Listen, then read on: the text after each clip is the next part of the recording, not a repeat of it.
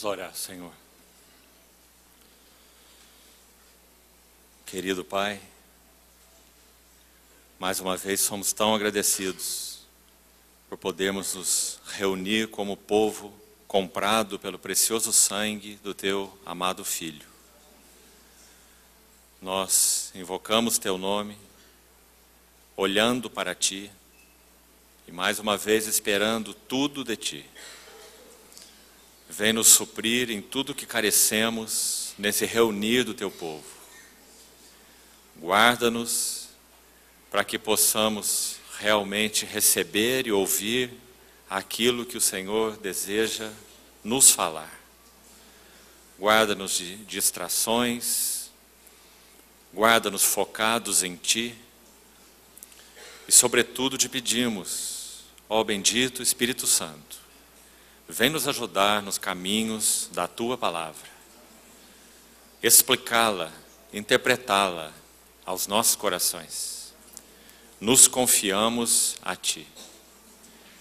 Em nome do Senhor Jesus. Amém. Irmãos, vamos abrir nossas Bíblias e lermos alguns textos iniciais. Mateus capítulo 11, versos 25 a 27.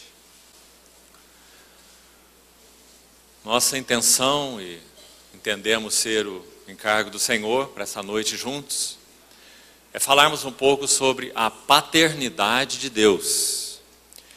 E o que essa paternidade implica e comunica para nós, e, consequentemente, nós fazemos o transporte disso. O que essa paternidade deve comunicar aos nossos filhos. Agora, nós vamos nos deter no conceito geral de paternidade, ou seja, está incluído maternidade. Nós entendemos que, na palavra de Deus, o homem representa a verdade e a mulher representa a experiência. Não existe experiência que não seja baseada na verdade, segundo as Escrituras. Assim como não existiria a mulher se não fosse o homem, já que ela não foi uma criação feita pelas mãos de Deus do pó da terra. Mas a palavra é muito clara, que daquilo que o Senhor já havia criado, Ele tirou algo. Gênesis capítulo 2. E este algo, segundo é usada a palavra no original, capítulo 2 de Gênesis, transformou-a, ou edificou-a, a palavra mais exata. Transformou-a na nossa versão em português. Já que a palavra transformou, como está na tradução, uma palavra um tanto estranha. Parece um processo de mágica, o transformou. A palavra exata é edificou, sugerindo que Deus trabalhou sobre aquele algo que Ele tirou do homem. Então, o Senhor edificou-lhe uma mulher e lhe a trouxe. Então, por isso, podemos dizer nesse sentido, a esposa que o Senhor deu ao homem era como um complemento ou um prolongamento daquilo que o Senhor já havia feito inicialmente, criando o homem do pó da terra. Então, por esse e outros motivos, na tipologia bíblica, o homem representa a verdade e a mulher representa a experiência.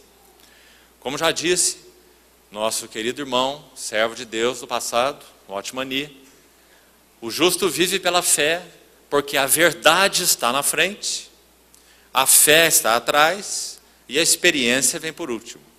Então, quando a fé contempla a verdade, ela tem a experiência adequada. Quando a fé deixa de contemplar a verdade, então a experiência se torna espúria. É como andar em cima do muro. O fato vai na frente, a fé vai em seguida e a experiência vem por último. Então é preciso que nesse muro estreito nós mantenhamos o olhar fixo. A fé olhando fixamente na verdade, no fato. E a experiência seguindo a fé. Então, verdade e experiência, o homem e a mulher, que complemento maravilhoso. Se nós tivéssemos apenas a verdade, nós poderíamos ser, digamos, um tanto teórico, ou teóricos, objetivos. Mas também se nós tivéssemos só a experiência, nós seríamos um tanto subjetivos. Então o Senhor trouxe esse equilíbrio maravilhoso, quando Ele edifica a mulher e a entrega, a dá ao homem. Por isso nós lemos ontem, Efésios 1:23, a igreja que é o seu corpo, a plenitude ou a completação, o complemento daquele que tudo enche em todas as coisas. Então vemos a mesma coisa relacionada a Cristo e à igreja. Podemos dizer que Cristo então é a verdade e a igreja representa a experiência da verdade. Então, traduzindo primeiro esse conceito aqui, que nós então, naquilo que compartilharemos a respeito da paternidade de Deus, nós não estaremos falando exclusivamente sobre pais do sexo masculino, mas estaremos falando sobre ambos os pais, pais e mães. Claro que na Trindade, vamos começar por aí, esse conceito maravilhoso, ele é um conceito, para usar uma palavra deficiente, mas é a única que temos para expressar algo tão sublime. Na Trindade, esse conceito da paternidade, obviamente, é um conceito tão eterno quanto o próprio Deus, porque Deus é eternamente Pai. E o Filho de Deus é eternamente Filho. Então, quando nós olhamos acima de tudo para a Trindade, antes de ler o primeiro texto, que vamos fazer nessa noite, gostaria ainda de colocar isso. Quando nós olhamos para essa relação bíblica, examinaremos alguns versos sobre isso, da relação entre pai e filho, algo inicial, alguns pontos iniciais nos enche os olhos. O primeiro deles é que essa bendita, santa e eterna Trindade é a base de toda comunidade. Aquilo que nós costumamos chamar de civilização, estritamente falando, as civilizações, na verdade a Bíblia chama de bestialidades. Você se lembra quando Nabucodonosor teve aquele sonho, daquela estátua no capítulo 2, e que tinha aquela cabeça de ouro, aquele peito de prata, aquele ventre de bronze, aquelas pernas de ferro? Então aquele sonho falava dos impérios, ou dos reinos do mundo, ou das civilizações. E você se lembra que no capítulo 7 de Daniel, quando esses impérios são interpretados, já não temos mais o ouro, a prata, o bronze, nós temos bestas. Porque a única civilização verdadeira é a Trindade. Qualquer outra civilização que não conheça a Trindade, que não seja derivada da Trindade, não é civilização, é bestialidade, segundo o ensino da palavra de Deus. Então a Trindade é o modelo de toda civilização, de toda sociedade e de toda comunidade. Isso não poderia ser diferente. Quando o Senhor falou, façamos o homem à nossa imagem. Então aquela é a voz da Trindade, plural, façamos. O homem à nossa imagem, não as nossas imagens. Porque só há uma imagem que reflete a Trindade. E essa imagem é o Logos de Deus, o Filho de Deus. O Logos é a imagem do Deus invisível. Então façamos no plural, porque é um ato da Trindade. Façamos o homem a nossa também plural, porque Deus é triuno, mas imagem no singular e não imagens no plural.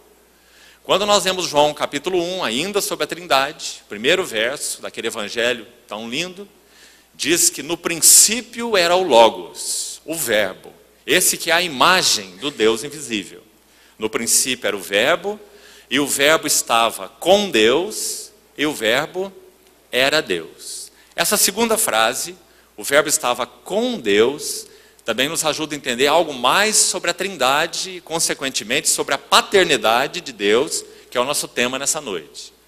A palavra com, no original pros, logos, eimi, pros, theos. Essa palavra pros, com Deus, de onde vem a nossa palavra no português próximo. Significa, nos traz a ideia que o verbo divino, o Logos de Deus, na vida trinitária, ele sempre gravita em torno do Pai. O Logos estava com Deus, e o Logos era Deus. Então, uma das imagens que nos é transmitida é a do Pai como sendo a primeira pessoa desse Deus triuno.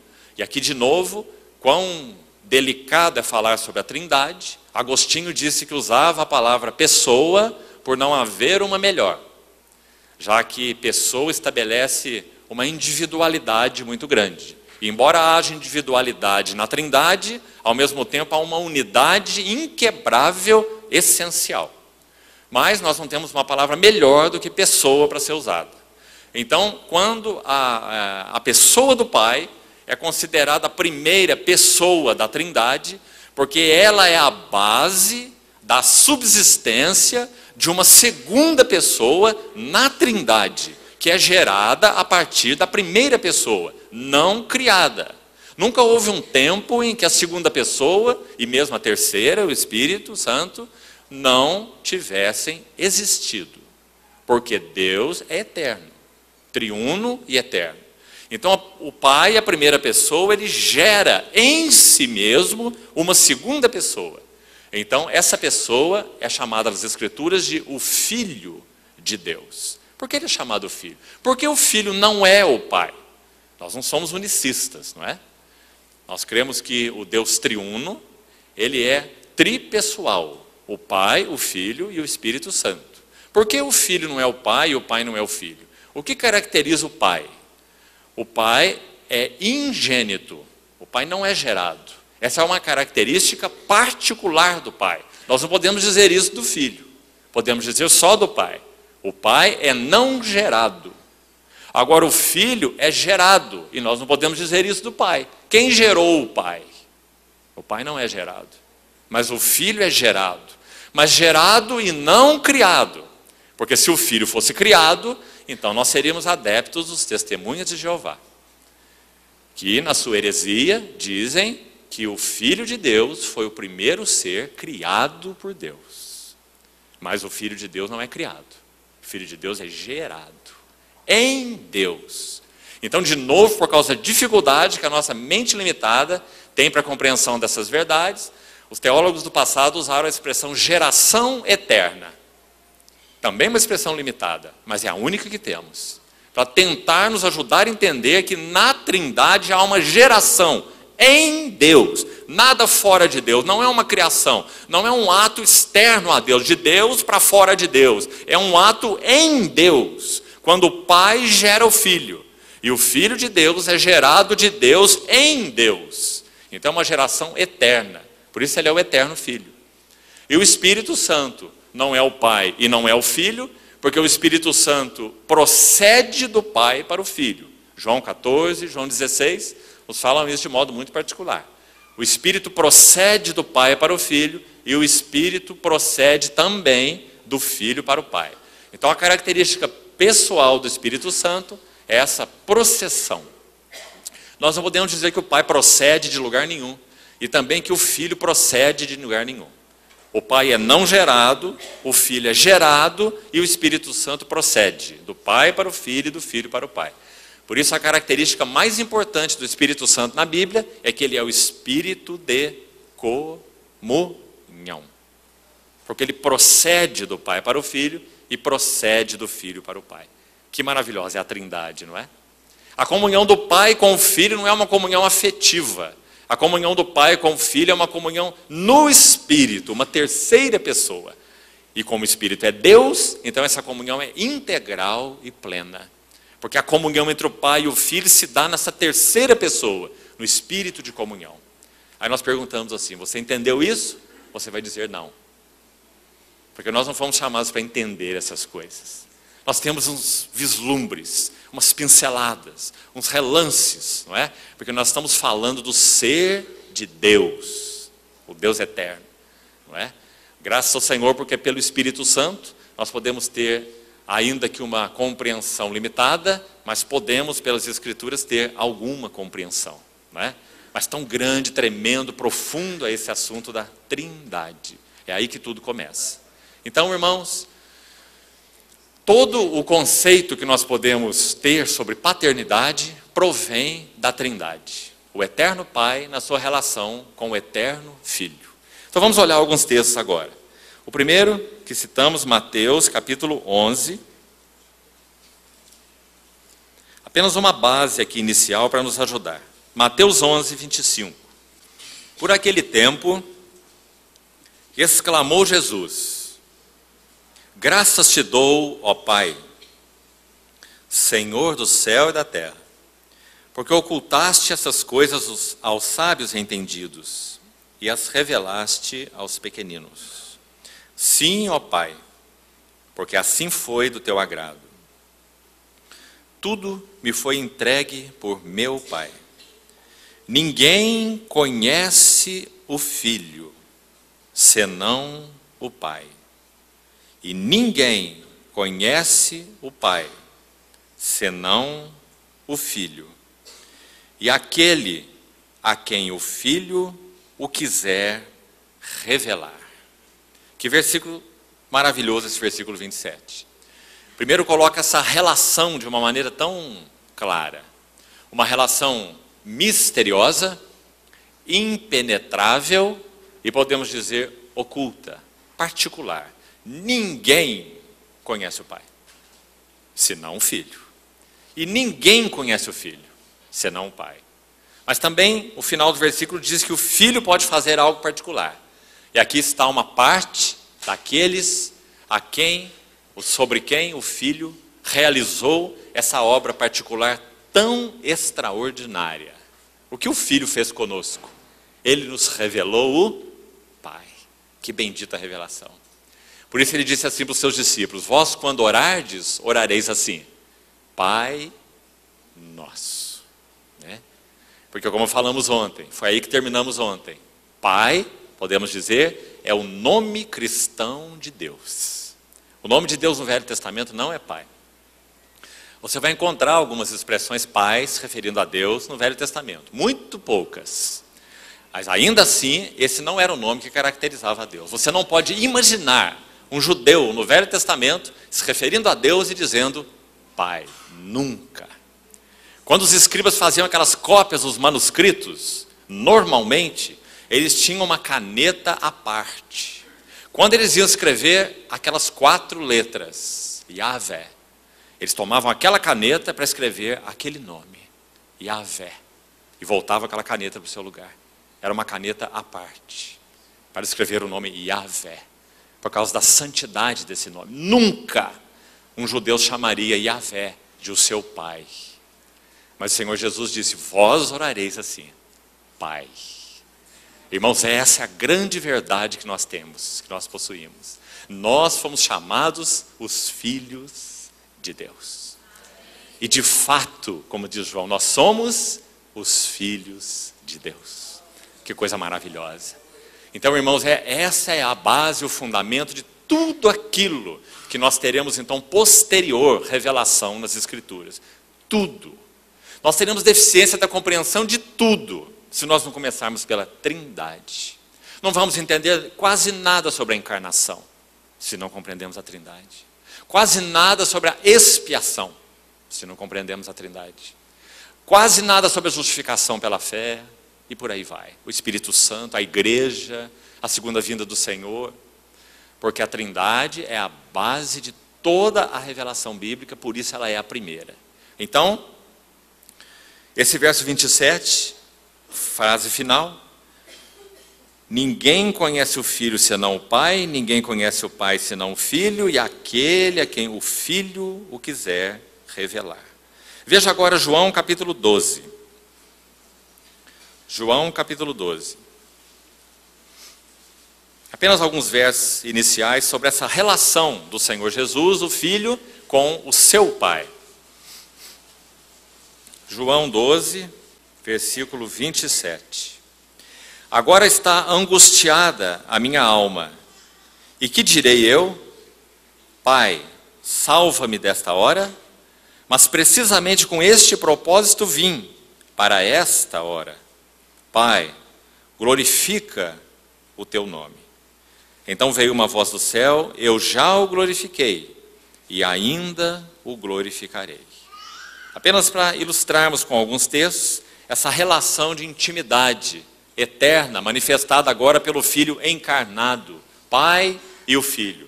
O que o Filho é para o Pai e o que o Pai é para o Filho. O que o Filho busca em relação ao Pai. Pai, salva-me dessa hora. Versículo 28. Pai, glorifica o teu nome. João capítulo 17, verso 1. Tendo Jesus falado essas coisas, levantou os olhos ao céu e disse: Pai, é chegada a hora. Glorifica a teu Filho, para que o Filho te glorifique a ti. Você vê a intimidade da relação, irmão? Você vê a cumplicidade da relação? Você vê a profundidade da relação nessas palavras? Glorifica o teu Filho, para que o Filho te glorifique a ti. A unidade, a cumplicidade da Trindade. Na Trindade há uma busca da glória do outro. Quantos princípios, queridos irmãos, nós não teríamos tempo nessa noite para buscar os princípios relacionados a essa relação intratrinitária. Não teríamos tempo. São muitos princípios. Que podemos dizer assim, para usar uma frase, a norma de vida do Deus triuno. Como vive o Deus triuno? Independente da sua criação. Como ele vive em si. A Bíblia fala muito sobre isso. Isso é algo maravilhoso. Uma pesquisa que você deveria fazer. Vai nos ajudar muito a entender essa relação pai-filho. Paternidade, filiação. O que o pai é para o filho, o que o filho é para o pai. Porque como nós falamos, esse é o fundamento de toda relação. Ou de todo relacionamento. E óbvio, se a igreja de Deus não é relacional, a igreja de Deus não é nada. Porque a Trindade é relacional. Quando nós falamos das verdades de serviço ou ministério, adoração e qualquer outra que quisermos colocar aqui, exercício de dom, seja lá o que for, reunião, essa então muito mais. Quando nós falamos sobre esses assuntos, sem essa base do sentido, do relacionamento que nós temos em Deus, pelo Espírito, em Cristo, uns com os outros, então nenhuma dessas coisas tem significado. Olha para a mesa do Senhor. O que ela expressa sobretudo. Por que nós comemos na mesa do Senhor? Por que nós não ficamos olhando apenas para os elementos? Porque eles não são apenas representativos. Poderiam ser. Por que não? Poderiam ser. Por que nós comemos? Relacionamento. Eu em vós, vós em mim. Então essa é a Trindade, né? Então muito importante começarmos por aí. Nós não estamos fazendo aqui uma introdução, não. Nós estamos tocando no fundamento do que nós vamos, então, compartilhar. Agora vamos para outro trio de versículos, 2 ou 3 versículos, pelo menos, sobre essa questão da nossa relação. Um deles nós já citamos, mas seria muito bom que nós abríssemos nossas Bíblias nesse verso. Mateus 6:9. Já citamos por 2 vezes esse versículo. Essas palavras do nosso Senhor, quando ele estava colocando os moldes, colocando os princípios dessa relação com Deus o Pai, ou a oração, não é? A nossa relação com Deus o Pai. Então ele diz assim: vós orareis assim: Pai nosso que estás nos céus. Então agora nós vemos aqui o Senhor Jesus traduzindo para os seus discípulos, ensinando, revelando até mesmo, podemos dizer, mas ainda não introduzindo, porque ainda o Espírito Santo não havia descido. Então, para que eles fossem introduzidos naquilo que o Senhor estava aqui ensinando e até mesmo revelando, era necessária a presença do Espírito Santo, né? Mas o Senhor já está ensinando e já está revelando que quando eles fossem orar, eles deveriam orar assim: Pai. Por causa do significado, da base, do fundamento dessa maravilhosa relação, da Trindade em si. Não é? O Filho, o Pai e o Filho. E agora o vós orareis assim. Então, essa foi uma revelação tremenda que o Senhor deu aos seus discípulos, na qual eles seriam introduzidos com a vinda do Espírito Santo. Vamos ver mais um versículo. Vamos agora para Romanos capítulo 8, um verso muito conhecido. Romanos 8. Veja o que diz o verso 15. Creio que os irmãos conhecem esses versos de cor, mas nós estamos abrindo as Escrituras propositalmente, para que vejamos esses versículos. Romanos 8,15 diz assim: porque não recebestes o espírito de escravidão, para viverdes outra vez atemorizados, mas recebestes o espírito de adoção, baseado no qual nós clamamos, Abba, Pai. Que maravilhoso de novo. Nós vemos aqueles 3 primeiros versos mostrando a relação intratrinitária, o Filho e o Pai. Agora nós estamos lendo alguns versos, ontem também falamos um pouco disso, que mostram o propósito do nosso Senhor Jesus ter sido rasgado na cruz do Calvário e do seu lado ter saído sangue e água, para que nós fôssemos introduzidos na relação trinitária. Que bênção maravilhosa. Podemos colocar em outras palavras a mesma ideia, numa metáfora. A Trindade vive num abraço eterno. O Pai, o Filho, o Espírito Santo. Um abraço eterno, inviolável. Um abraço eterno, autossatisfeito. Um abraço eterno, perfeito. E por causa da obra do nosso Senhor Jesus na cruz, nós tivemos um véu rasgado, um caminho aberto, para entrarmos nessa relação santa e eterna, a relação trinitária. Sem nos tornarmos Deus, ou parte de Deus, ou membros da Trindade, porque isso é impossível, nenhuma criatura pode se fazer criador, não é? Mas nós viemos a participar da relação trinitária. E essa é uma bênção indizível. Por isso, Paulo escreve em Romanos 15, não recebemos espírito de escravidão para vivermos outra vez, palavra importante aqui, atemorizados. Temor, medo. Quando Adão pecou, desobedecendo a revelação de Deus, voluntariamente, a primeira palavra que entra na história da experiência dele foi essa: Adão, onde estás? E ele responde: ouvi a tua voz e tive medo. Por quê? Porque ele teve a sua relação com Deus triuno quebrada. Então agora Paulo vai dizer: não recebestes o espírito de escravidão para viverdes outra vez atemorizados, mas recebemos o espírito de adoção, ou filiação. Lembre-se, o Filho, só o Filho é eterno, mas Ele nos deu pelo Espírito, pela obra que Ele fez e pelo Espírito que Ele derramou, sempre os dois andam juntos, né? O sangue e o óleo, o sangue e o Espírito. Então, por causa da obra que Ele fez, uma dupla obra, redenção, o Cordeiro que tira o pecado do mundo e o Espírito Santo, o Cordeiro que batiza com o Espírito Santo, João capítulo 1. Então, por causa dessa dupla obra, sangue e óleo, nós podemos dizer o que Paulo disse aqui em Romanos 8,15. Nós recebemos o espírito de filiação, ou de adoção. Fomos introduzidos, graças ao Senhor, nessa relação eterna. E fomos introduzidos de uma maneira irreversível. Ele nos deu a vida eterna, nos introduziu nessa relação. É um dom gratuito de Deus, que nós viemos então a tomar posse dele pela fé. O Espírito Santo nos tomou de uma situação sem fé e gerou em nós fé. E por essa fé nós fomos introduzidos nessa relação trinitária. E ninguém nos removerá desta relação. Então, nunca mais atemorizados. Mas agora nós podemos dizer Abba. Um detalhezinho sobre essa palavra. Não sei se você conhece. Ela não é uma palavra grega, ela é uma palavra aramaica.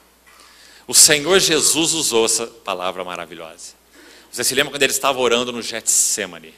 Aquela hora horrível, aquela hora infernal, aquela hora onde, segundo Hebreus capítulo 5, se não fosse a provisão do Espírito Santo, o nosso Senhor Jesus, Deus encarnado, humano, ele poderia ter desfalecido, morrido, ali mesmo no jardim do Getsemane, porque ele entrou em um estado crítico com relação à sua natureza humana, quando ele suava gotas como de sangue. E então, por 3 vezes, ele inicia a sua oração assim: Abba, Pai. É a palavra que o nosso Senhor usou. Sabe por que nosso Senhor usou a palavra Abba? Amados, essa palavra tem uma exclusividade. Ela não é pai de modo geral, para se referir a qualquer pai. A palavra Abba é uma palavra exclusiva de uso doméstico. Para ser melhor traduzida, nós teríamos que usar a nossa expressão paizinho. Paizinho. Esse é o significado de Abba. E foi essa a palavra que o Senhor usou na sua hora de maior agonia. Quando as trevas estavam sobre ele. Abba, se possível for, passa de mim este cálice. O nosso Senhor está falando daquilo que ele conhece. Em João capítulo 17, no verso 5, ele diz assim: eu te glorifiquei na terra, consumando a obra que me confiaste para fazer. E agora, Pai, glorifica-me contigo mesmo, com aquela glória que eu tive junto de ti antes que houvesse mundo. Como nós podemos imaginar uma coisa dessa? E agora está ali o Verbo encarnado, sabendo que ele iria passar por uma hora em que ele seria privado do semblante do Pai. Oh, irmãos, esse é o significado da cruz do Calvário. Nunca poderemos chegar, mesmo que ao sopé dessa contemplação, porque isso toca o próprio Deus triuno naquilo que ele é. O Filho iria perder algo que ele não sabe o significado. Nunca perdeu a contemplação da face do Pai. Então, quando ele estava no Getsêmani, soando gotas como de sangue, ele faz essa oração: Abba, Pai. O que estava envolvido ali no Getsêmani? Nosso Senhor Jesus sempre foi governado como que por dois braços na sua vida humana e na sua conduta. Primeiro, a vontade do Pai. Segundo, a face do Pai. O Senhor Jesus sempre teve ambas caminhando paralelamente. A vontade do Pai, a face do Pai. Então, fazer a vontade do Pai era a sua comida constante. Minha comida consiste em fazer a vontade daquele que me enviou. Ele nunca deixou de fazer a vontade do Pai. Ver a face do Pai era o seu privilégio. Ele fazia a vontade do Pai vendo a face do Pai. E é por causa de ver a face do Pai que ele poderia suportar o que ele suportou. Ele pôde suportar a negação de Pedro, dos seus mais íntimos. Ele pôde suportar a traição de Judas. Ele pôde suportar o abandono de todos, porque este abandono ele não teve. Ele sempre viu a face do Pai. Mas o que aconteceu no Getsêmani? Agora no Getsêmani ele sabe que a partir dali ele iria dar mais um passo e iria para um lugar onde ele ia experimentar esse último e definitivo abandono. Ele iria perder de vista a face do Pai. Então o que significa a dor do Getsêmani? Significa que aquilo que na vida do Senhor Jesus sempre caminhou de forma paralela e perfeita, fazendo a vontade do Pai e vendo a face do Pai. Agora esses dois elementos entraram em rota de colisão. Para que o Senhor Jesus continue fazendo a vontade do Pai, algo será requerido dele, que ele perca de vista a face do Pai. E por quê? Porque aquele que não conheceu o pecado, Deus o fez pecado por nós. Então na cruz ele teria que dizer: oh meu Deus, amados, há uma profecia em Isaías que diz que o Senhor Jesus nunca elevaria a sua voz nas praças, nunca gritaria. Nosso Senhor nunca gritou, mas na cruz do Calvário, os evangelistas dizem que ele clamou em alta voz. Quando ele disse: Eloi, Eloi, Deus meu, por que me desamparaste? Não foi um murmúrio. Os evangelistas registram que foi um grito. Foi a única vez em que o nosso Senhor Jesus elevou a sua voz. E ele gritou: meu Deus, por que me abandonaste? Esse foi o significado da cruz, e aquele foi o significado do Getsêmani. Então, irmãos, essa tremenda relação eterna, trinitária, divina, nós, criados à imagem e à semelhança de Deus, fomos chamados para experimentar e para vivenciar um reflexo dela aqui na nossa história terrena. Irmãos, isso é algo maravilhoso. Efésios capítulo 3, 14, quando Paulo está orando, ele diz assim: por essa causa eu me ponho de joelhos diante do Pai, de quem toma o nome toda a família, tanto no céu como sobre a terra. Efésios 3,14. Sabe o que significa aquele versículo? Toda paternidade que há no céu e na terra é derivada da paternidade de Deus. Esse princípio tem muita implicação. Significa que ninguém pode ser pai, segundo o conceito de Deus, e exercer sua paternidade de modo genuíno e adequado, se não conhece a paternidade de Deus. Por isso nós temos tantos maus pais. E aí mães estão incluídas, como nós falamos, né? Conceito geral, pais e mães. Porque nós desconhecemos o significado da paternidade de Deus. Então nós somos maus pais. Nós não somos pais como Deus é pai. Com tudo que isso implica, não é? E nosso encargo nessa noite é falar de, até onde pudermos, 4, 5 elementos que derivam da paternidade de Deus e que são muito importantes. Primeiro, para a nossa compreensão aos pés do Senhor. Nós precisamos disso como pessoa, como indivíduos, como homem e como mulher. E nós precisamos, então, exercer, refletir isso na nossa relação com os nossos filhos. Porque, amados, esse é um sublime chamamento. Criar filhos para Deus. Que pena que nós vivemos imersos num mundo feroz, que quer nos dizer que nós precisamos criar filhos para a vida, criar filhos para o mundo. Nós ouvimos essas expressões até mesmo entre o povo de Deus. Criar filhos para terem aí suas carreiras, serem bons profissionais, ou seja lá o que for. Claro que essas coisas têm o seu lugar, muito óbvio, mas esse não é o nosso chamamento.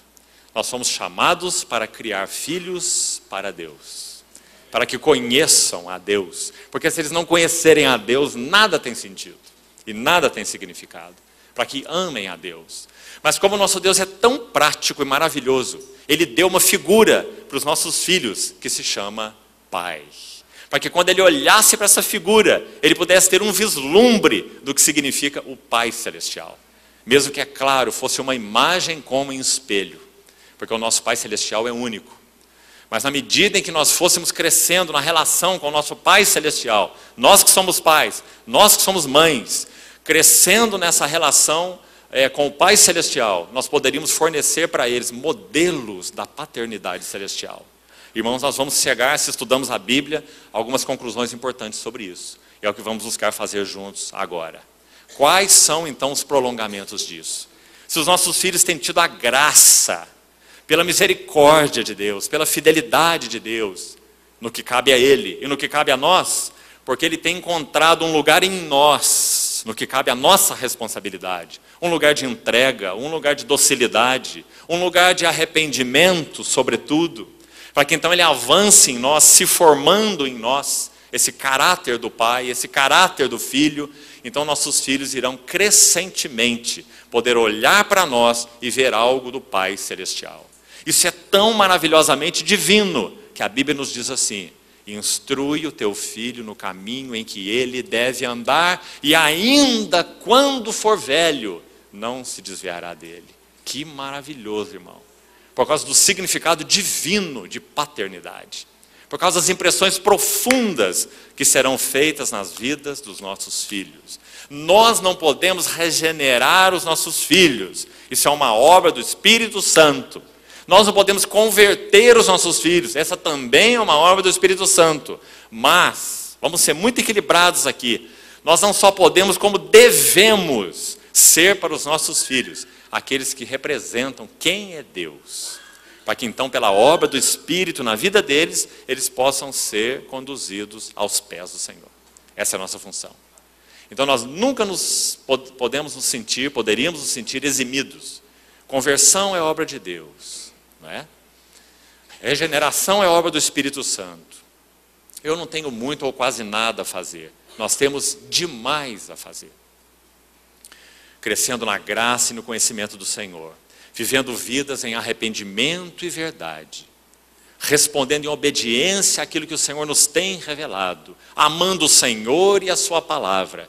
Permitindo-nos ser profundamente transformados. Em todos os níveis. No nível do espírito, no nível dos sentimentos, no nível das afeições. Nessa coisa complicada que nós costumamos chamar e falar dela com um peito erguido e uma boca tão cheia, né? Minha personalidade, eu sou assim, não é?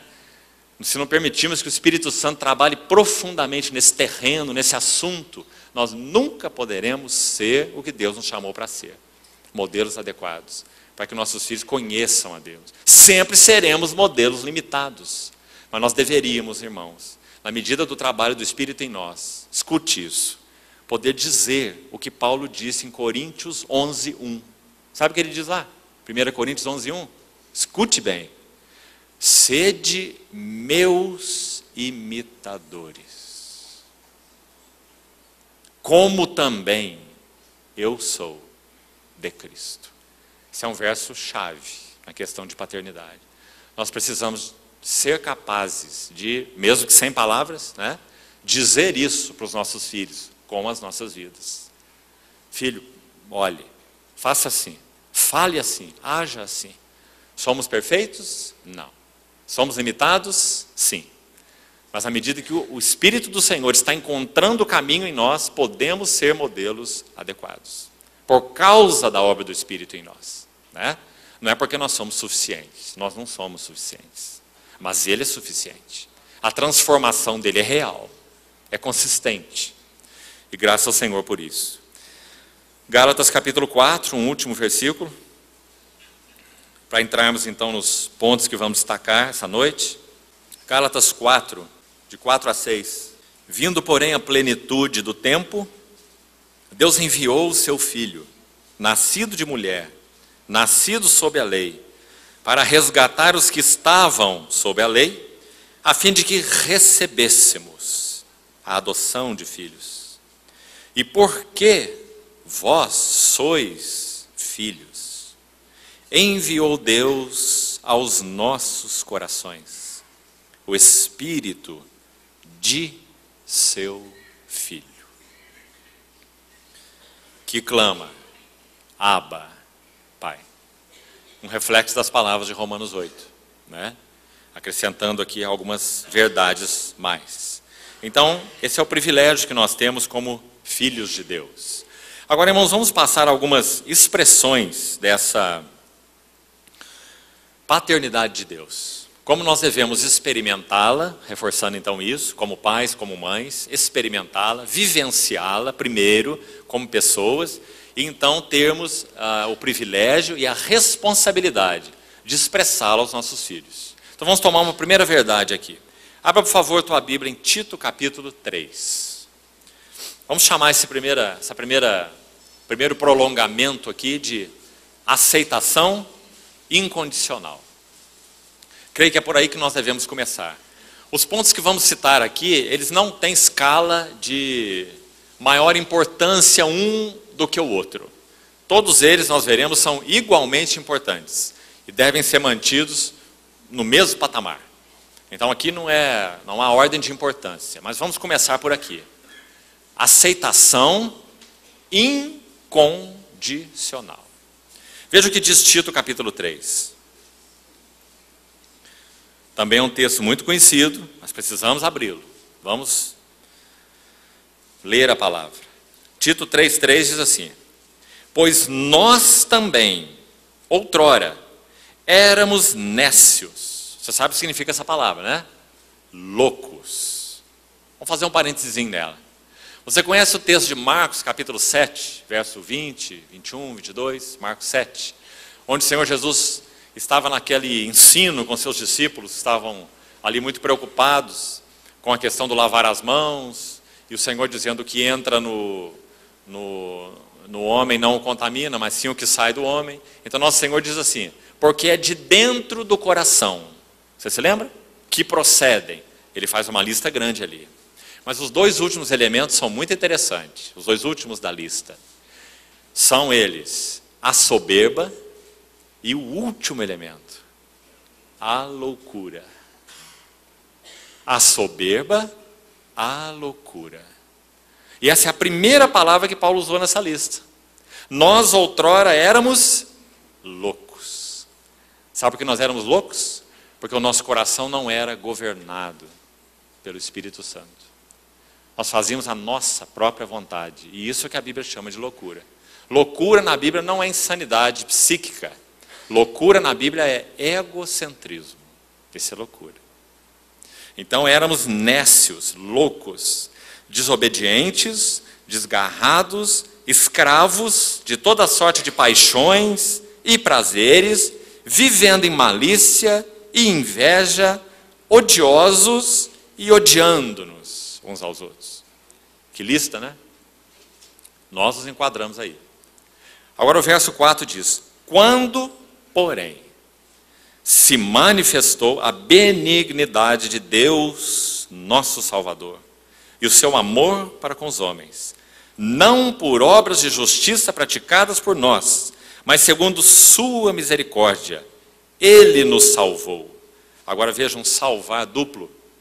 Pelo lavar, primeiro regenerador, porque o Espírito Santo gerou vida da morte e luz das trevas. Deus que disse: de trevas resplandecerá a luz. E Ele mesmo resplandeceu nos nossos corações. Então isso é o lavar regenerador, mas também renovador.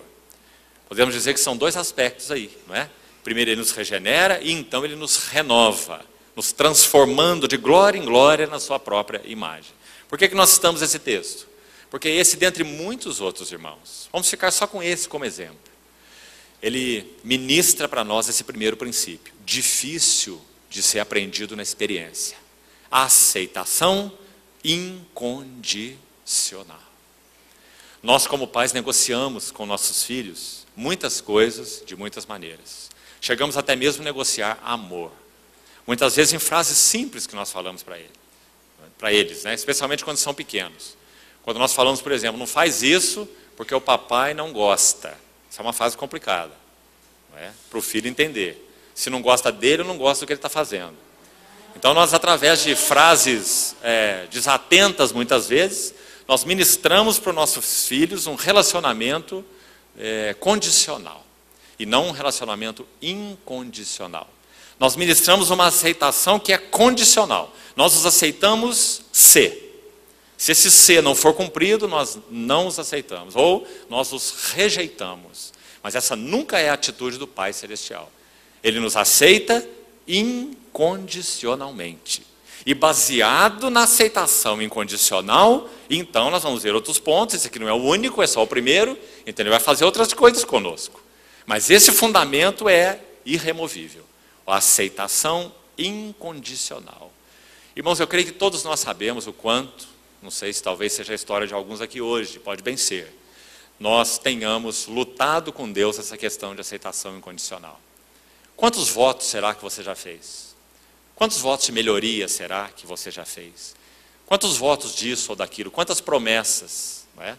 Quantas iniciativas e reiniciativas? Baseado no entendimento de que se não houvesse esse tipo de comportamento, você não seria aceito por Deus. Essa é uma ideia muito enganosa. Nós podemos ter nossa comunhão com Deus até mesmo quebrada, mas nossa aceitação nunca é afetada. Aceitação é um assunto, comunhão é outro assunto. Nós também podemos ter comunhão com o nosso filho quebrada, mas a aceitação incondicional, ela não pode ser tocada. Nossos filhos precisam saber que são aceitos porque são filhos. Então, a aceitação incondicional é esse primeiro ponto importante. Abra mais uma vez sua Bíblia, por favor, no Evangelho de João. João capítulo 10. Vamos para um segundo ponto. Veja o que diz esse texto tão lindo. João 10, 27, vamos ler até o verso 30. Segundo aspecto que vamos então extrair daqui: segurança. Irmãos, nós, como seres humanos, da maneira como fomos criados por Deus, nós fomos tecidos pelas mãos do Senhor, com esses pontos que vamos compartilhar aqui, profundamente incrustados dentro do nosso ser. Se nós não tivermos esses pontos satisfeitos, digamos assim, nunca poderemos ser seres equilibrados, harmônicos, avançando com Deus de uma maneira consistente, contínua, expressar essa constância de Cristo, numa relação amorosa com Deus. Nós sempre estaremos pendendo por um fio. Por isso esses princípios são tão importantes de serem compreendidos, vivenciados em realidade espiritual na nossa relação com o Senhor. A aceitação incondicional então veio primeiro. O segundo nós vamos ver aí, segurança. Mas antes de ler aqui, e extrair algo aqui, deixe-me citar uma ilustração bíblica para os irmãos. Você sabe o que aconteceu em Gênesis capítulo 4? Em Gênesis 4, Caim mata Abel. No versículo 17 do capítulo 4, diz que Caim foi, preste atenção, expulso da presença do Senhor. Perdeu a sua relação com o Senhor. E você continua lendo o capítulo 4 de Gênesis. Sabe o que você vai ver? Que Caim se retirou então da presença do Senhor, foi para a terra de Nod, como diz a Bíblia, e lá ele começou a fazer algo. Mas lembre-se, o que ele vai fazer aqui é resultado dele ter perdido a presença do Senhor e a face do Senhor. Sabe o que ele fez? Edificou uma cidade para o seu filho. E essa cidade se chamou cidade de Enoque. Não aquele Enoque que andou com Deus, aquele é outro. É o Enoque, filho de Caim. Cidade de Enoque. Edificou uma cidade. Se você continua lendo aquela narrativa, você vai ver mais 3 coisas. Naquela mesma linhagem de Caim. Você vai ver 3 homens, chamado um deles Jubal, o outro Jabal e o outro Tubal-Caim. Um deles foi artífice de todo o instrumento cortante de bronze e de ferro. O primeiro ferreiro da história, que fez instrumentos cortantes de bronze e de ferro. Sabe qual era a finalidade? Autodefesa, busca de segurança. Então, quando aquela geração perdeu Deus, imediatamente ela se voltou para buscar uma segurança própria, porque agora eles não tinham segurança em Deus. Caim foi expulso da presença do Senhor. Então ele edificou uma cidade. Vamos nos cercar. E então a sua geração, vamos fazer instrumentos de ferro. E há uma coisa interessante ali. Tubal-Caim foi o primeiro que criou os instrumentos musicais. Porque agora eles perderam o deleite, a alegria em Deus. Então a música entrou para encher aquele vácuo. Isso significa que nós não podemos usar música no reunir da igreja. Nem de longe. Mas significa que nós precisamos dar a ela o lugar adequado. Dentro do reino de Deus, dentro da nossa relação com ela. Não é? Mas esse é um outro assunto. Vou falar isso apenas de passagem.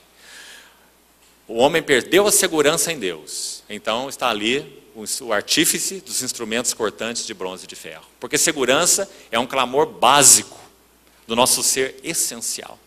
Se nós, pais e mães, não temos desenvolvido uma relação com Deus de tal forma que sejamos seguros, nós iremos criar os nossos filhos de forma insegura. Alguns resultados da insegurança. Primeiro, medo. Todo medo é resultado de insegurança. Toda criança que manifesta esse sintoma de um medo anormal é uma criança insegura.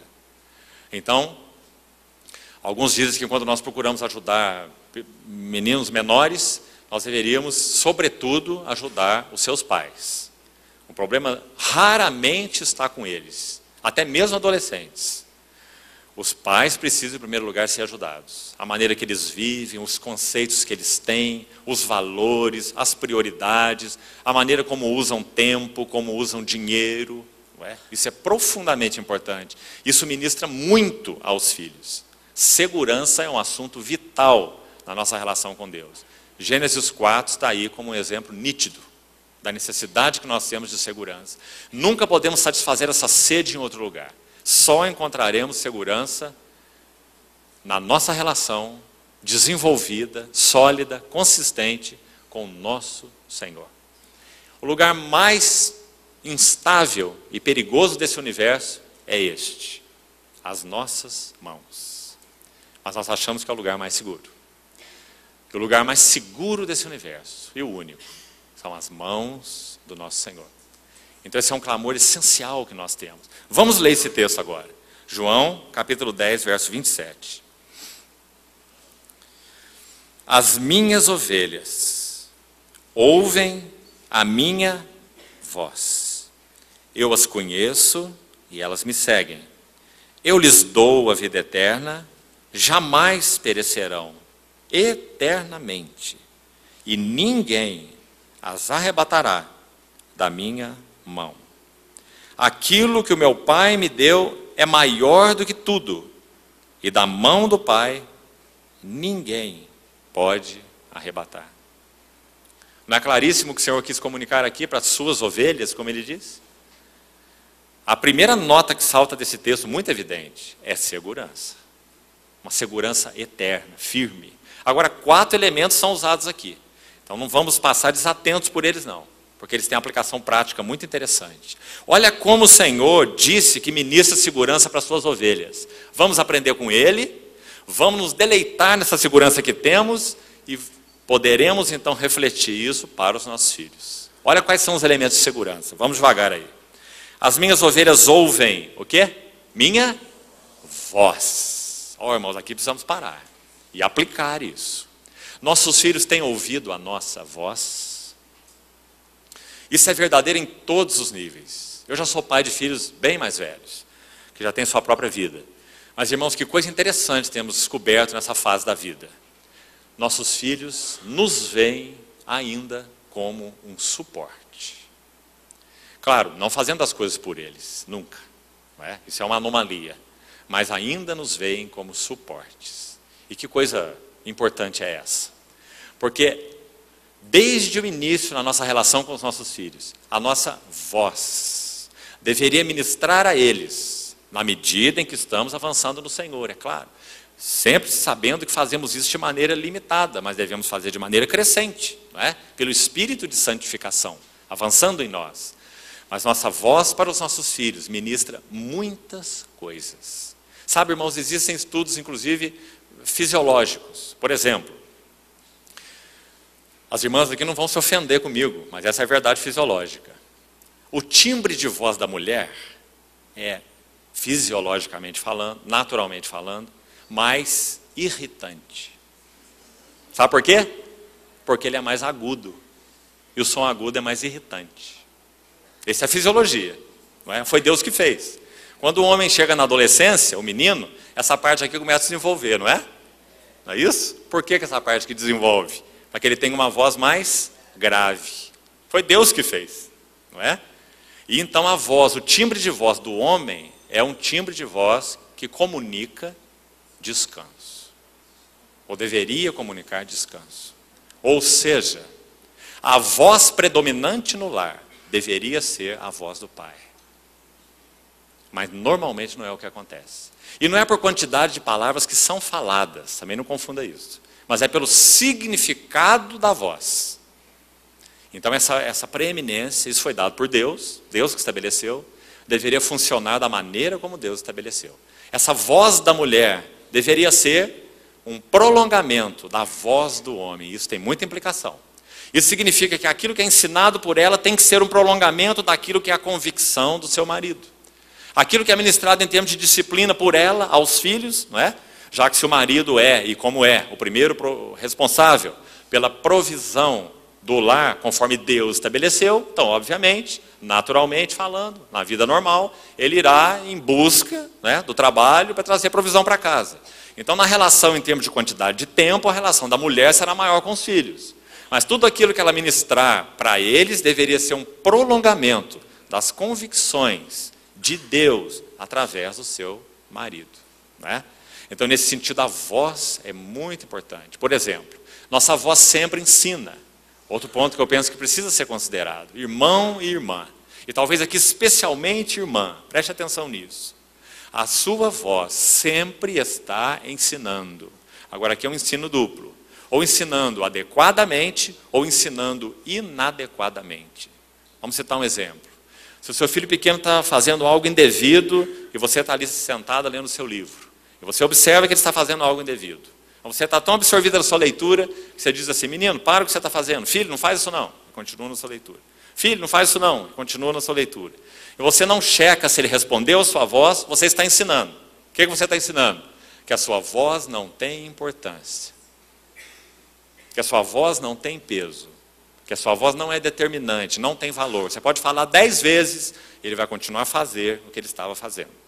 Não é? Então, minhas ovelhas ouvem a minha voz. Isso é um princípio muito importante. Há um versículo lindo em Cantares, um livro que fala da relação, né, da esposa com o esposo. Aquele livro diz assim: o meu amado, ela vai descrevendo, e diz: o meu amado é alto e rosado. E vai descrevendo o seu amado. E no final diz assim: o seu falar é muitíssimo doce. Veja que ela não só descreveu aspectos físicos, né? Mas ela descreveu um falar no final. Seu falar é muitíssimo doce. Ele é totalmente desejável. Então essa foi a primeira expressão que o nosso Senhor disse aqui.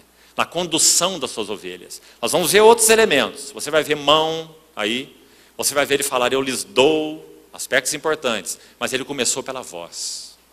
Minhas ovelhas ouvem minha voz. Irmão, você já percebeu a relação que a Bíblia faz entre língua e glória? Você já notou? Segundo o ensino bíblico, Atos capítulo 2, quando o Espírito Santo desceu, pousando uma língua como de fogo sobre cada um deles, e todos passaram a falar em línguas, a narrativa de Atos 2. Se você estudar aquele texto à luz do Salmo, você vai ver que no ensino bíblico, nossa língua é nossa glória. E também Tiago capítulo 3, o capítulo sobre a língua. Muito interessante. Nossa língua é nossa glória, expressão daquilo que somos. Por isso um tolo calado se passa até mesmo por sábio, né? Então nossa língua é nossa glória, segundo as Escrituras. Nós deveríamos aprender do Senhor, discípulos dele, avançando no conhecimento dele, para que a nossa voz tenha peso. Irmãos, quanto nós falamos coisas inadequadas? Quantas vezes nossas palavras saem como espada e nós tentamos embainhá-la depois que ela já saiu? É tarde. Eu creio que os irmãos já conhecem uma ilustração muito clara sobre isso, mas mesmo que conheçam, vamos relembrar dela. Diz que um rei tinha um maldizente e um falador no seu reino. Então ele quis discipliná-lo. Ele chamou lá um dia esse indivíduo e deu a ele um pacote de penas na sua mão. E disse assim: olha, você vai distribuir essas penas, cada uma na porta das pessoas que você tem dito coisas inadequadas. Então ele foi e espalhou. Colocou uma penazinha na porta de cada casa onde ele tinha dito coisas maldizentes. Então ele volta ao rei. E aí o rei diz assim: e agora, para que você não receba o castigo devido, você vai recolher todas as penas que você deixou na porta de cada casa. E é óbvio que ele saiu com a sua sacola e voltou sem nenhuma pena, porque o vento já as havia levado. Por isso que Provérbios diz assim: as palavras do maldizente são doces bocados. Ele fala, mas elas descem para o mais interior do ventre. Que princípios, irmãos, em Provérbios e em Tiago, que nos falam sobre esse valor do nosso falar. Como precisamos aprender com o Senhor. Falar com os nossos filhos. Falar de uma maneira consistente, falar de uma maneira sensata, falar estabelecendo limites, checando os limites que estabelecemos, não é? Minhas ovelhas ouvem a minha voz. Eu as conheço. Mais uma palavra importante aqui, vamos selecionar. Conheço. Nosso Senhor disse isso das suas ovelhas. Será que nós podemos dizer das nossas, vamos colocar assim, nossos filhos? Eu as conheço. Nós temos sido desafiados pelo Senhor a manter relações estreitas com os nossos filhos, conhecendo-os, vivenciando a história particular, as lutas particulares de cada um deles. Você conhece a história de Susanna Wesley, né? A mãe de Charles Wesley e de John Wesley, o grande evangelista, homem de Deus. Aquela irmã teve muitos filhos.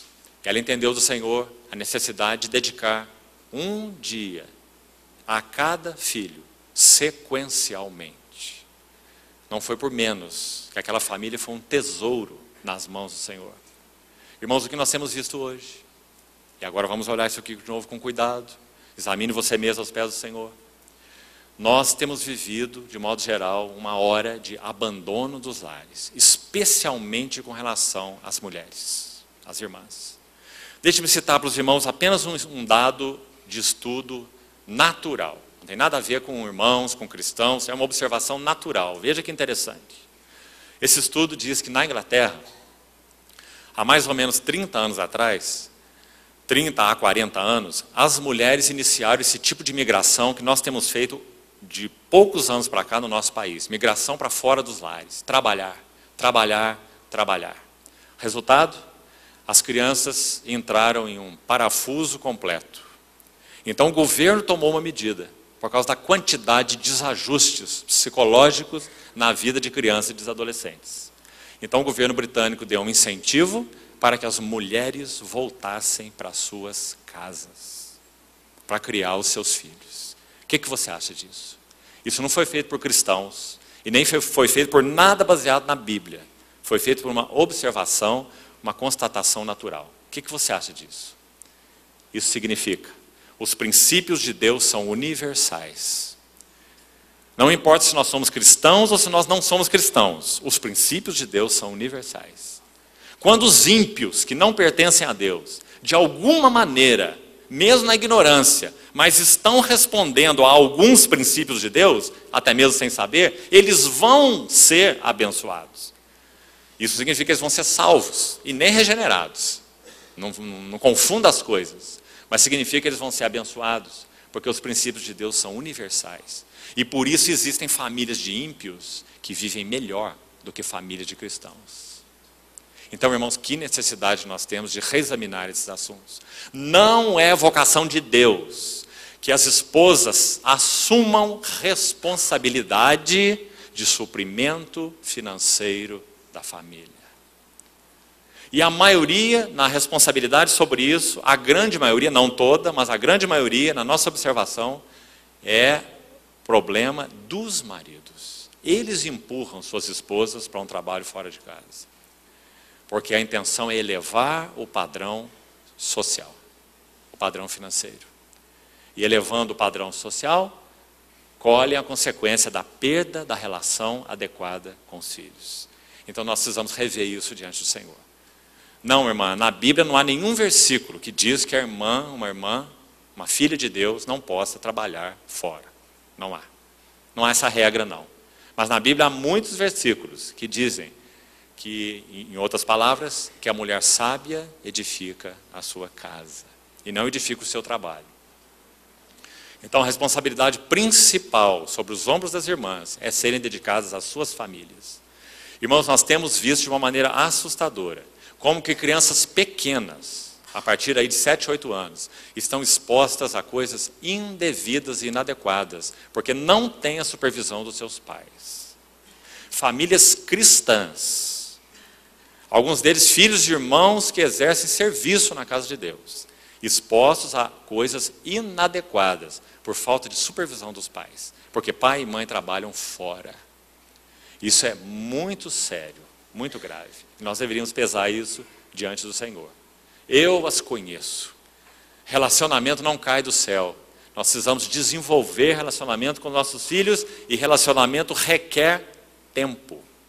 Nós precisamos fazer mais do que prestar serviço para os nossos filhos. Nós precisamos nos dar aos nossos filhos. Graças ao Senhor, porque a maneira como Ele criou as coisas, elas não podem ser mudadas. E também graças ao Senhor, porque o Espírito Santo não aceita suborno. Porque nós tentaríamos de muitas maneiras suborná-lo. Mas Ele só vai abençoar aquilo que Ele estabeleceu. Ele só vai dar o seu aval naquilo que Ele estabeleceu, nos seus princípios. Então, irmãs, diante do Senhor, esse assunto precisa ser reconsiderado. O quanto você trabalha, por que você trabalha, onde você trabalha e o que isso tem significado para a sua família. Então, administrar isso aos pés do Senhor. O quanto você deve trabalhar, como você deve trabalhar. E o princípio que deve reger isso é o princípio doméstico. E não o quanto você vai ganhar, e nem o quanto você vai contribuir para que então seu filho possa estudar naquela escola, que é a escola almejada por toda a sociedade. Mas para o seu filho estudar lá, ambos os pais têm que trabalhar. É melhor que o seu filho estude aqui e um dos cônjuges fique em casa. Mas será que temos tido coragem de rever esses assuntos diante do Senhor? Pois se não tivermos, poderá ser tarde, quando nós acordarmos para isso. Então, com simplicidade, com gentileza, mas também com verdade, seria importante que esse assunto fosse considerado aos pés do Senhor. Eu as conheço, e elas me seguem, discipulado. Eu lhes dou a vida eterna. Dou. Esse verbo dar na Bíblia é o verbo que está sempre ligado ao amor de Deus. Porque Deus amou o mundo de tal maneira que deu. Todas as vezes que você for ler um texto em que o amor de Deus está envolvido, raramente você não vai encontrar esse verbo dar. Porque dar é a marca do amor de Deus, não é? Amar segundo Deus é dar. Nós amamos os irmãos, damos a nossa vida pelos irmãos. Lembra 1 João capítulo 3? Então Deus amou e deu. Ele diz, eu lhes dou a vida eterna. O que nós temos que dar para os nossos filhos? Presença e tempo, sobretudo. Não apenas ordens, presentes, valores, né? Eu lhes dou a vida eterna. Jamais perecerão eternamente. E veja, e ninguém as arrebatará da minha mão. Que expressões interessantes, né? Primeiro, vós. Depois, dou. Ou conheço, não é? Depois, dou, versículo 28. E por último, mão. Que coisas significativas, irmãos. É dito do povo de Israel, quando caminhava pelo deserto, que a mão do Senhor estava com eles, não é? Mão na Bíblia fala de cuidado, mão na Bíblia fala de aconchego, não é? Então o Senhor Jesus está usando essas figuras de uma maneira tão linda, tão particular, na sua relação com as ovelhas. Então isso tem a ver com segurança. Vamos partir para mais um princípio. E já estamos chegando no final. Identidade e significado. Vamos colocá-los juntos. Irmãos, essa é outra busca desesperada da nossa natureza humana, como Deus a criou, e isso precisa ser satisfeito. Ninguém vai conseguir driblar esse assunto. Nós somos tecidos por Deus para buscar identidade. E isso é muito óbvio por quê. Nós deveríamos receber identidade da nossa relação com o nosso Pai Celestial. Identidade e significado. O que é identidade? Quem eu sou. E o que é significado? Para que existo? Não é? São duas perguntas essenciais da nossa vida humana e natureza humana. Como essas perguntas seriam supridas? Identidade, quem sou? E significado, para que eu sou? Como isso é respondido? Na nossa relação com o Pai Celestial. De novo, vamos lembrar 1 João 3. Veja como 1 João 3 responde a pergunta da identidade e do significado. Diz assim, vede que grande amor nos tem dado. Você viu de novo o amor e o dar aí nesse texto que nós falamos antes? Que grande amor nos tem dado o Pai, ao ponto de sermos chamados os filhos de Deus. E de fato nós somos os filhos de Deus. Essa é a nossa identidade. Normalmente nós buscamos conhecer aí as nossas identidades baseado no que fazemos. De novo, Agostinho, esse que foi um dos pais da igreja, ele disse assim, se você quiser conhecer uma pessoa, não pergunte a ela o que ela faz, pergunte o que ela ama. Então a nossa relação com Deus é que deveria comunicar a nós essa identidade, quem nós somos. Essa é a nossa identidade. O que nós fazemos é uma consequência, né? Agora a identidade é filiação, nós somos filhos de Deus. Agora, onde esse versículo aí nos ajuda no significado? Para que nós somos? Se você continuar o texto, diz assim, e ainda não se manifestou o que havemos de ser. Agora fala do significado. Para que nós somos? E aí o texto vai continuar. Mas quando ele se manifestar, nós seremos semelhantes a ele. Esse é o significado das nossas vidas. É sermos semelhantes a ele. Tudo nas nossas vidas deve cooperar para isso, porque é para isso que nós fomos criados e chamados. Então, se qualquer coisa tem operado contra a que nós sejamos transformados na sua imagem, nós precisamos ir aos pés do Senhor. O Senhor está entrando como uma cunha no relacionamento do Senhor comigo. Uma distração, uma perda de foco, uma prioridade inadequada, não é? Um trabalho sobrecarregado, um envolvimento inadequado, até mesmo dentro do chamado serviço ao Senhor, não é? Quantos têm perdido a Deus na obra de Deus? Muitos, né? Porque a obra de Deus assume o lugar de Deus, então perdemos Deus dentro da chamada obra de Deus. Então ele diz, ainda não se manifestou o que havemos de ser, mas quando ele se manifestar, seremos semelhantes a ele, porque havemos de vê-lo como ele é. Esse é o significado. Identidade, filhos de Deus. Significado, seremos semelhantes a ele. Irmãos, isso tem que reger a nossa vida. Nós precisamos colocar relacionamento, serviço, trabalho, alvos, metas, prioridades, tudo à luz dessa verdade. Senão, nós não poderemos avançar nesses assuntos básicos, né? Muito importante. E assim devemos ensinar para os nossos filhos. Para que eles tenham uma identidade adequada, tenham um senso de significado adequado, para que então eles possam se casar de maneira adequada, criar filhos de maneira adequada, trabalhar de maneira adequada, não é? Muito importante. Salmo 17, queria ler esse versículo com os irmãos. Interessante verso. Salmo 17. Veja o que diz aqui.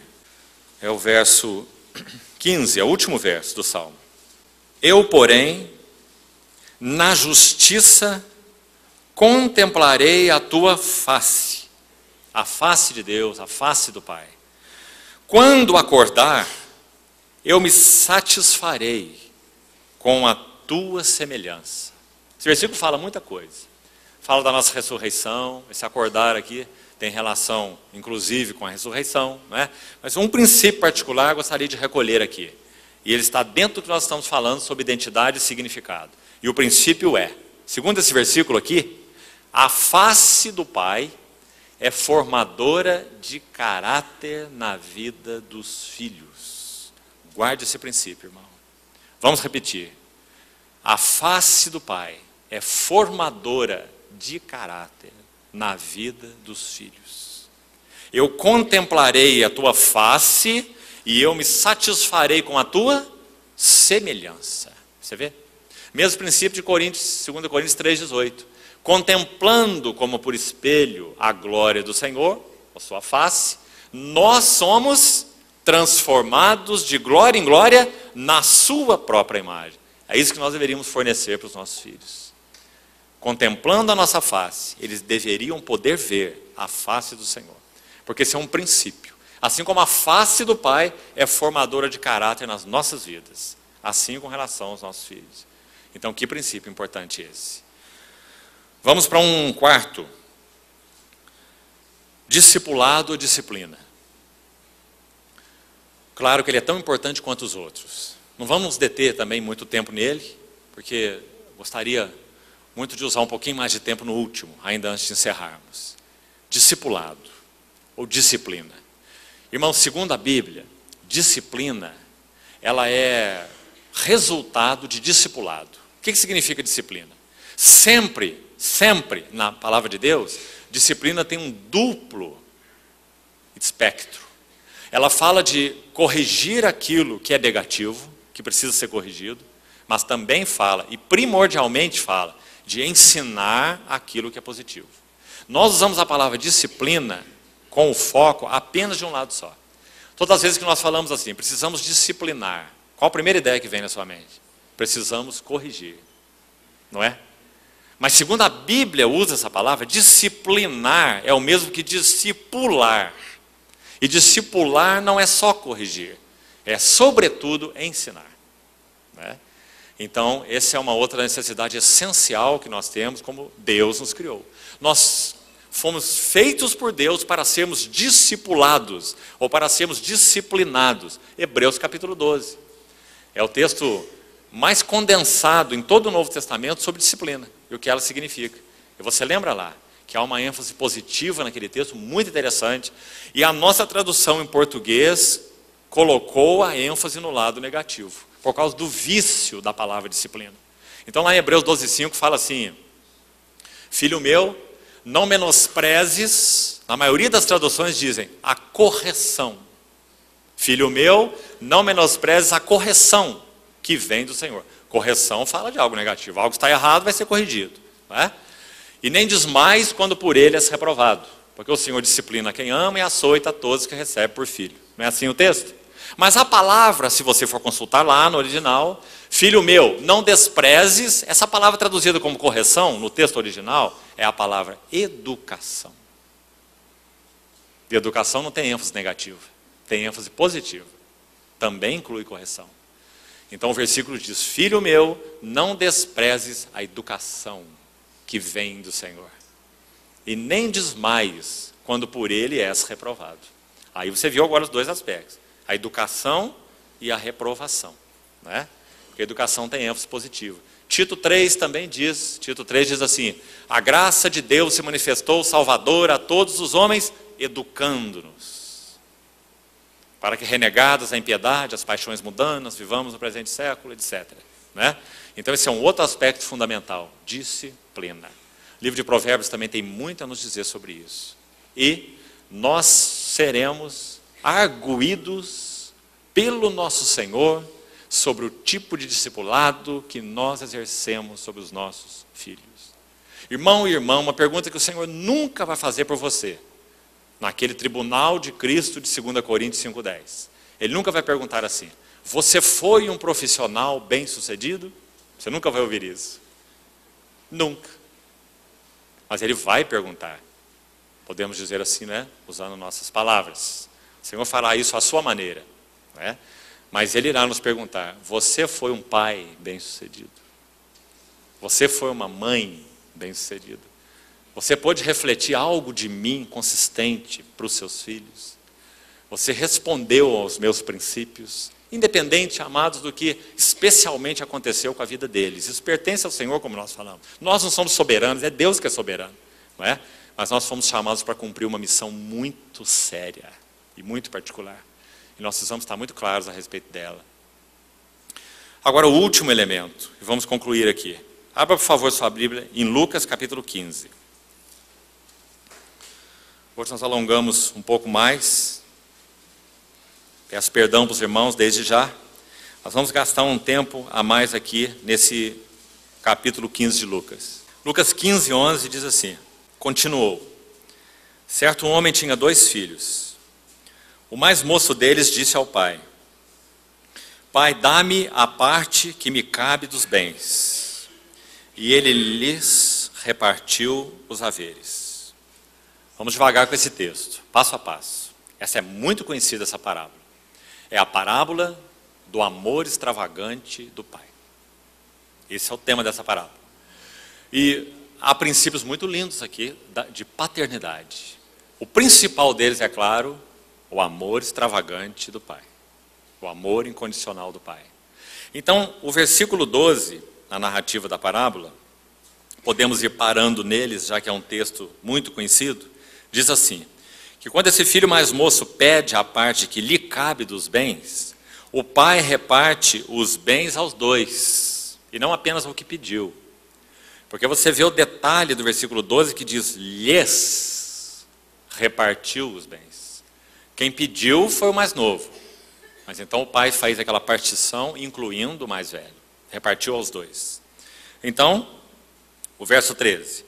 Passados não muitos dias, o filho mais moço, ajuntando tudo o que era seu, partiu para uma terra distante e lá dissipou todos os seus bens, vivendo dissolutamente. Mais um detalhe aqui, dos versos 12 e 13.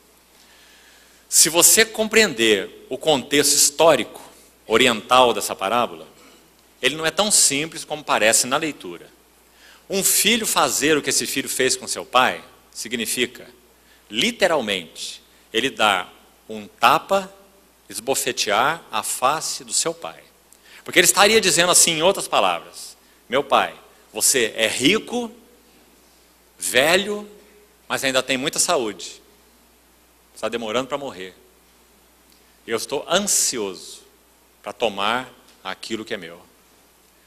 Então, quando ele diz, me dá a parte dos meus bens, ele está dizendo, não aguento mais. Você está vivendo muito. Compreende o significado, o que esse pai ouviu? Mas aqui não diz que o pai disse uma palavra.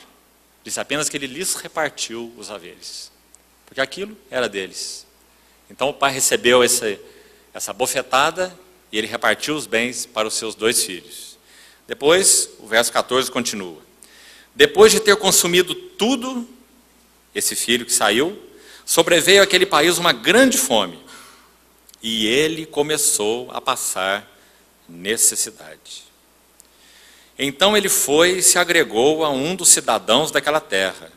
E este o mandou para os seus campos a guardar porcos. Ali ele desejava fartar-se das alfarrobas que os porcos comiam. Mas ninguém lhe dava nada. Uma ênfase importante aqui também nesse texto. Por que nosso Senhor Jesus, você está contando uma parábola, por que nosso Senhor Jesus coloca dessa maneira as coisas? Irmãos, há princípios tão lindos envolvidos nessa parábola. Aqui há mais um. Está dizendo que aquele que é filho, ele não pode encontrar satisfação em nenhum outro lugar, senão na casa do Pai. Ele até mesmo buscou, mas ele não encontrou. Então nosso Senhor quis reforçar, ninguém lhe dava nada. Por que nosso Senhor acrescentou essa frase nessa palavra? Podemos dizer que ela seria dispensável. Não, nosso Senhor está querendo reforçar. O único lugar onde um filho pode encontrar descanso é na casa do Pai. Não é? Esse é o princípio espiritual, na nossa relação com Deus. Então, ninguém lhe dava nada. Então, caindo em si, disse: quantos trabalhadores de meu pai têm pão com fartura, e eu aqui morro de fome? Levantar-me-ei e irei ter com meu pai, e lhe direi: Pai, pequei contra o céu e contra ti. Já não sou digno de ser chamado teu filho. Trata-me como um dos teus trabalhadores. Esses versos 18 e 19 nós podemos chamar de o discurso do chiqueiro. Porque o que o filho faz aqui, ele monta um discurso, você viu aí? Ele planeja esse discurso antecipadamente. Ele sabe o que ele fez e ele sabe o que ele quer dizer. Então está aí o discurso. Mas você vai ver um detalhe muito interessante na sequência do texto. Então ele estabelece aí o seu discurso e vai voltar para a casa do pai. Verso 19. Já não sou digno de ser chamado o teu filho, trata-me como um dos teus trabalhadores. Até aí vai o discurso, né? Começa no verso 18 e vai até o verso 19. Então, verso 20. E levantando, então ele terminou aí a preparação dele, né? O seu discurso. Aí ele se levanta, olha o verso 20. E foi para o seu pai. Agora então nosso Senhor disse: vinha ele ainda longe. Por que nosso Senhor falou isso? Quando seu pai o avistou. Muito claro que nosso Senhor quis deixar claro. Que quando aquele filho saiu, aquele pai colocou uma cadeira do lado de fora. Porque ele estava naquela expectativa, né? De que o seu filho então retornasse. Porque aqui o pai o avistou de longe. Velho não tem vista muito boa, né? Mas esse pai o avistou de longe. E compadecido dele, correndo, olha os detalhes que o nosso Senhor quis usar. Isso aqui era outra coisa rara na cultura daquela época. Um velho correndo. Correndo, o abraçou e o beijou. Sabe como eles faziam para correr? Eles usavam aquelas túnicas compridas, né? E quando eles tinham que correr, eles se cingiam. A palavra cingir significa você ou colocar um cinto, né? Cingir com um cinto, ou você dobrar a barra daqueles vestidos longos lá que os homens usavam, aquelas túnicas, e trazer até a cintura, fazer da saia uma mini saia. Não é? Aí amarrava o cinto, então ele poderia correr com mais rapidez. É isso que provavelmente esse pai fez. Ele viu o seu filho de longe, puxou a barra do seu vestido, amarrou na cintura, cingiu e correu em direção ao seu filho. E nosso Senhor diz: e ele o abraçou e ele beijou. Se você ler essa parábola muitas vezes, você vai sendo absorvido pelo espírito dela. Então parece que você entende, né? Nós estamos colocando aqui interpretações no texto, não é? As graças ao Senhor, até certo ponto, nós somos permitidos nisso, não é? Isso não vai ofender as Escrituras. Mas parece que você percebe aqui o amor do pai, a atitude do filho, o que ele passou, o que o pai esperava. Então parece que quando o pai abraçou esse filho, ele era como um poste de sebo. Primeiro que ele estava cheirando porco, não é? Ele estava vindo de lá, do chiqueiro, andando por aquelas estradas terríveis. O pai o avistou de longe. E não parece que o filho abraçou o pai. Primeiro que o texto não diz. Segundo porque ele não estava em condições de fazer isso. Ele estava muito culpado na sua consciência. Então parece que aquele filho estava ali numa posição estática e aquele pai se lançando sobre o seu filho e abraçando e o beijando. O filho mal cheiroso, mal cuidado, não é? Indeciso. Então quando o pai toma essa atitude de abraçar o filho, observe o que diz o texto. Verso 21. O pai corre, o pai abraça, o pai beija. Você está vendo o verso 20? Agora, olha o filho. E o filho lhe disse. Você vê como ele veio armado e preparado? Ele vai agora recitar o discurso do chiqueiro. Então ele diz assim: pai, pequei contra o céu e diante de ti. Já não sou digno de ser chamado seu filho. Você vê o problema dele? É com relação a ser digno. Não é? Ele percebe que ele não é digno. Ele não compreende o amor incondicional do pai. o amor extravagante do pai. Então ele diz, não sou digno de ser chamado o teu filho. Agora contraste isso aqui com o versículo 19. Olha para trás. Acabou o discurso dele? Não. O que ele tinha planejado? Mais uma frase. Qual era? Trata-me como um dos teus trabalhadores. Mas na maneira como o Senhor Jesus, então, é ele, o Senhor que está contando essa parábola, o discurso é interrompido aqui. Né? Porque no verso 22 o pai toma uma atitude. Por que o nosso Senhor Jesus fez isso? Quando ele contou essa parábola? Creio que há um motivo aqui. O motivo é, a nossa relação filial com Deus nunca pode ser alterada. Um filho nunca pode se tornar um trabalhador, porque ele é um filho. Se ele vai servir o pai, ele vai servir na base de filho, e não na base de um trabalhador. Então o discurso dele é interrompido ali, porque ele é filho. Que coisa maravilhosa, irmãos. Nunca essa relação será alterada. Nunca Deus nos vai receber como trabalhadores. Nós somos os filhos de Deus. E assim nós servimos a Deus. Né? Então o versículo 22 diz, o pai, porém, disse aos seus servos, ele interrompe o discurso do filho e diz, trazei depressa a melhor roupa. Que na Bíblia sempre traz a ideia de santidade, salvação, vestes de salvação. Trazei a melhor roupa, vestiu, põe-lhe um anel no dedo. O anel fala de herança.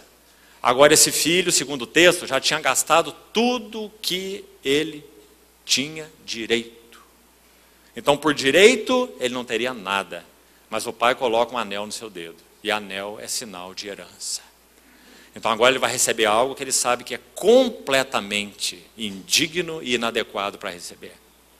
Um anel no seu dedo, herança. E sandálias nos seus pés, porque os escravos andavam descalços. Só os filhos usavam sandálias.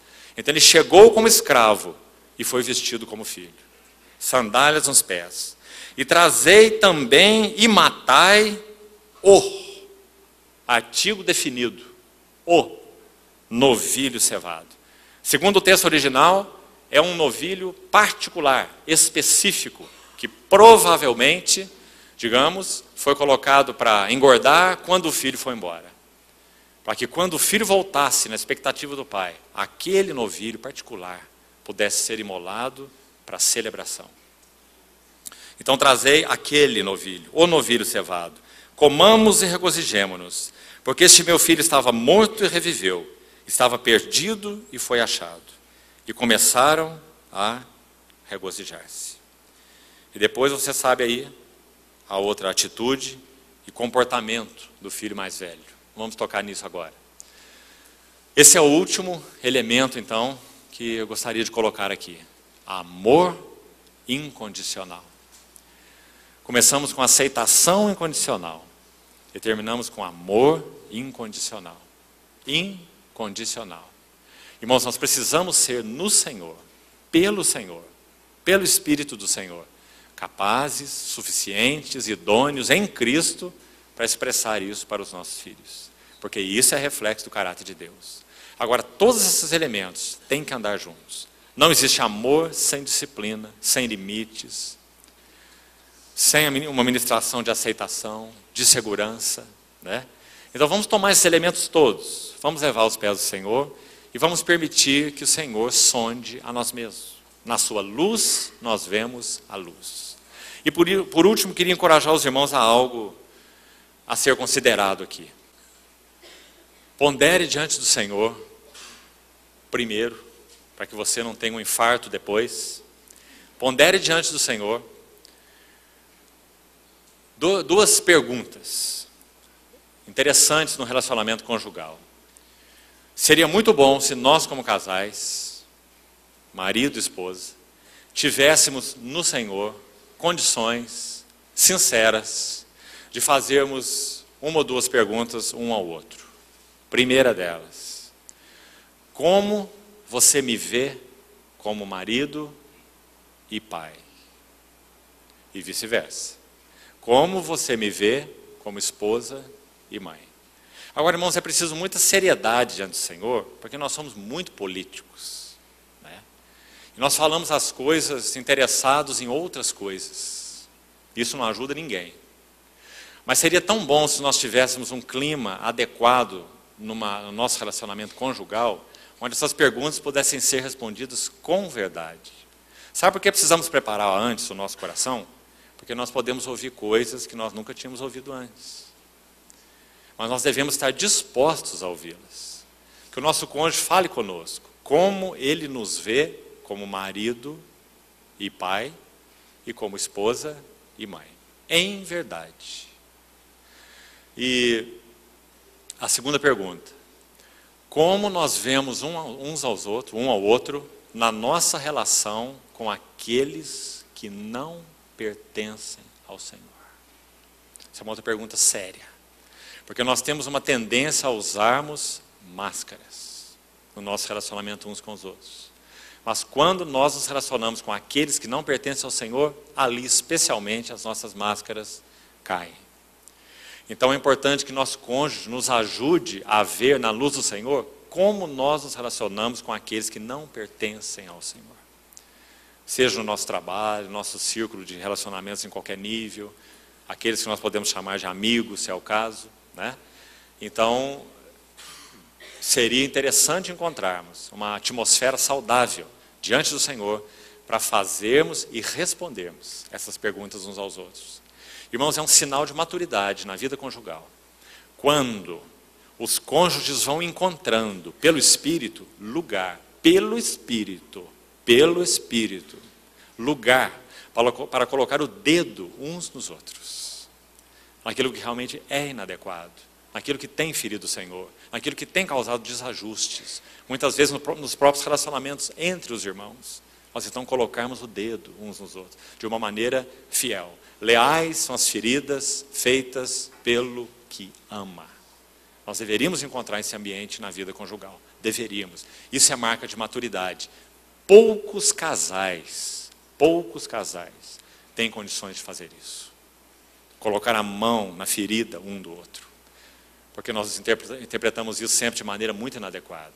Rejeição, cobrança, inaceitação e coisas que não deveriam estar longe de nós como casais, né? Então que o Senhor nos ajude, irmãos, a ponderarmos esses princípios aos seus pés. Amanhã vamos seguir ainda sobre o assunto de família. Nós vamos abordar agora para um outro sentido. O Senhor continue nos dando graça, entendimento, luz, especialmente falando Ele mesmo para os nossos corações. Nossa grande expectativa não é termos um fim de semana em torno desse assunto, não é? Se temos sido sinceros com Deus, nossa expectativa é sermos mudados na nossa vida, na nossa conduta, na nossa relação, nas posturas. Que o Senhor nos ajude nisso, irmãos, a todos nós. Amém. Vamos orar. Querido Senhor, o Senhor conhece tão bem as nossas necessidades. O Senhor conhece tão bem as nossas fraquezas, nossos tropeços. Muito obrigado porque o Senhor nos amou com amor eterno, indissolúvel e incondicional.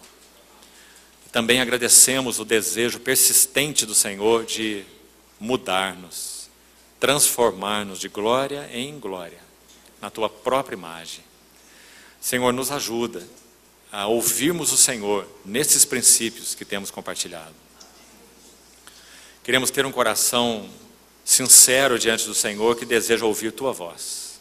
Fala conosco, que os Teus servos ouvem. Nós Te pertencemos. Amadurece-nos como uma noiva para Ti, Senhor. E Te pedimos que o Senhor conduza à maturidade nossas vidas conjugais e nossa vida familiar. Ó Senhor, nos ajuda nisso. Louvamos Teu nome e Te pedimos que o Senhor prossiga nos falando ao coração. Em nome de Jesus. Amém.